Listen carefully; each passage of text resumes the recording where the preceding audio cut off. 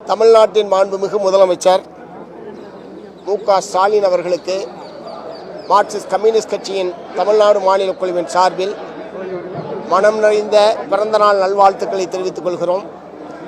இன்றைக்கு இந்தியாவில் மதச்சார்பற்ற சக்திகளை ஒன்றுபடுத்துவதிலும் அதற்கு தலைமை ஏற்பதிலும் மிக முக்கியமான பங்கை நம்முடைய முதலமைச்சர் அவர்கள் ஆற்றிக் கொண்டிருக்கிறார்கள்.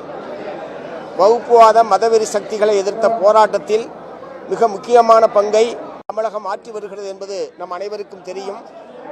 நடைபெற இருக்கக்கூடிய 2026 சட்டப்பேரவை தேர்தலில் மதவெறி சக்திகளுக்கும் மதச்சார்பற்ற சக்திகளுக்குமான தேர்தல் என்பதுதான் தமிழகத்திலே நடைபெற இருக்கிறது.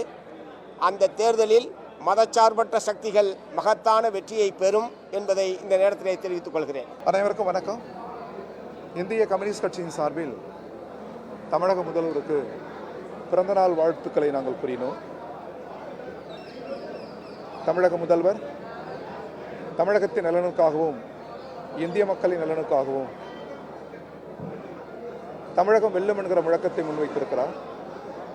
அந்த ஒற்றை சொல்லில் நாட்டை சூழ்ந்திருக்கிற வகுப்புவாத பேரபாயத்தை வீழ்த்துவதற்கும் மக்களினங்களின் ஒற்றுமையை காப்பதற்குமான நல்லதொரு முழக்கமாக அது திகழ்கிறது. அது வெற்றி பெறும். உலகத்தின் மிக பெரிய நாட்டின் தலைவர் இந்தியாவின் பிரதமர். வளைகுடா முழுவதும் இன்றைக்கு பற்றி எரிகிறது.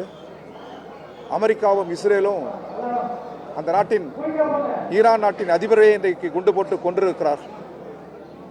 வளைகுடா முழுவதும் பற்றி எரிகிற இந்த சூழலில் இந்தியாவின் பிரதமர் வேடிக்கை பார்க்கிறார்.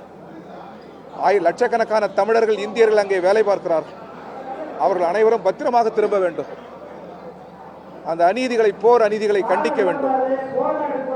இந்திய நாட்டின் பாரம்பரியத்தின் வழியில் நின்று அந்த குரல் எழுப்புவதற்கு கூட இந்தியாவின் பிரதமர் தயங்குகிறார். எனவே ஒரு நொடி பொழுதும் ஒன்றிய அரசு நீடிக்கக்கூடாது, நாட்டின் பிரதமர் நீடிக்கக்கூடாது என்பதற்கு இதுவே சான்று. எனவே இத்தகைய முழக்கங்கள் யாவற்றையும் முன்மொழியதான் தமிழகம் வெல்லும் என்கிற முழக்கத்தை தமிழக முதல்வர் முன்வைத்திருக்கிறார். நாங்கள் அதை ஆதரிக்கிறோம். தமிழகம் வெல்லும். பதற்ற அரசியலை சுமந்து வருகிற பிஜேபி தோற்கும்.